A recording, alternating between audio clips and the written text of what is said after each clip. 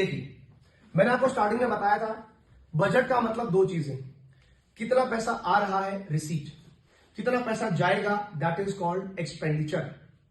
अब रिसीट में बहुत ध्यान से देखिएगा, रिसीट का मतलब हो गया इनफ्लो, सरकार के पास पैसा आता कैसे है, कहां से सरकार के पास पैसा आता है। उसमें दो तरह की रिसीट होती है, एक होती है कैपिटल रिसीट, एक होती है रेवेन्यू रिसीट।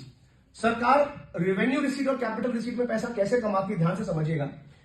कैपिटल रिसीट का मतलब ऐसा समझो कि गवर्नमेंट दो तरह से पैसा कमा सकती है, या तो गवर्नमेंट पैसे को बोरो करेगी, सरकार पैसे को बोरो करती है, उधार लेती है। उधार कहां से ले सकती है, उधार ले सकती है अपना डोमेस्टिक बोरोइंग भी कर सकती है, अपने ही देश के लोगों से पैसा उधार ले सकती है, या फिर एक्सटर्नल जो विदेश से, कहीं आईएमएफ से, वर्ल्ड बैंक से, तो कहीं बाहर से पैसा उठा सकती है। This is called borrowing. दूसरा तरीका क्या है कैपिटल रिसीट में पैसा कमाने का। अब इसमें प्रॉब्लम क्या है ना, बोरो करती है सरकार, तो यार ये होती है लायबिलिटी, समझ रहे हो।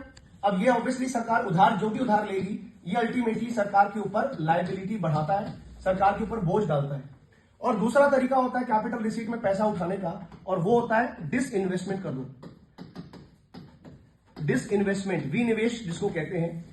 तो उसमें सरकार क्या है ना, अपने सरकारी कंपनी के शेयर बेच देती है। आपने देखा होगा गवर्नमेंट बहुत सारे पीएसयूज को फिर प्राइवेटाइज कर देती है, प्राइवेट कंपनियों को दे देती है। तो दूसरा तरीका जो है डिसइन्वेस्टमेंट का, दैट इज द सेकंड वे। ठीक है, तो डिसइन्वेस्टमेंट का तरीका अच्छा क्यों है, क्योंकि इसके ऊपर सरकार की लायबिलिटी नहीं बढ़ती, जो पैसा यहां से फ्री होता है, इस केस में देयर इज नो लायबिलिटी।